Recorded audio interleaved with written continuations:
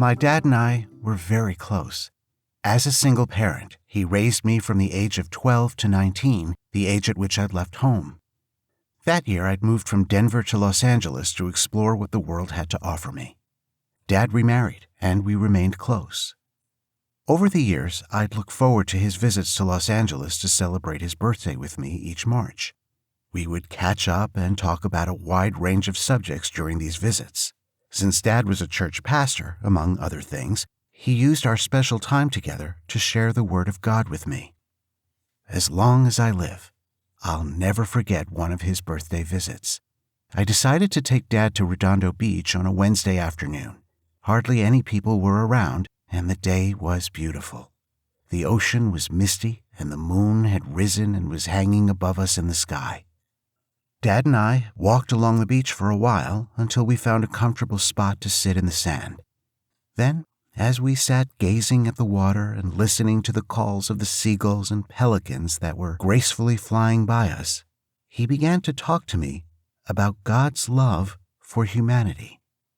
Pointing to one pelican slowly soaring high in the sky silhouetted against the moon, Dad said, "Carolyn, do you see that pelican? Imagine if that beautiful bird had only one responsibility in life. What if it had to fly to the moon and drop off a single grain of sand that it was carrying in its pouch, and then it had to repeat this task until all of the sand was removed from the face of the earth?"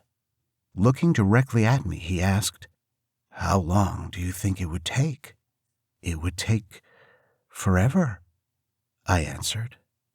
"The love of God and my love for you are eternal," he said, "even after I've gone to glory. For as long as it would take a pelican to remove the sand from the earth a grain at a time, that's how long my love will be with you." That was the first time I can recall Dad speaking with me about the prospect of his death. Of course, I didn't really want to discuss it, and in fact, I think I changed the subject. Being in my 20s, death seemed far off. On some level, I felt that Dad would live forever and nothing bad could ever happen to him.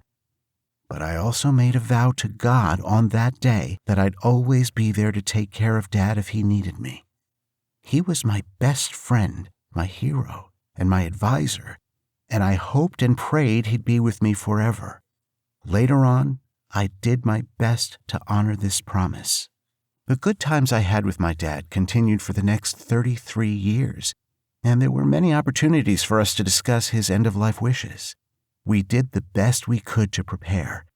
But when I became his caregiver, I discovered that knowing someone's wishes is not enough. Even doing paperwork is not always enough to protect an elderly parent and a family caregiver, particularly if other family members disagree with the arrangements that have been made.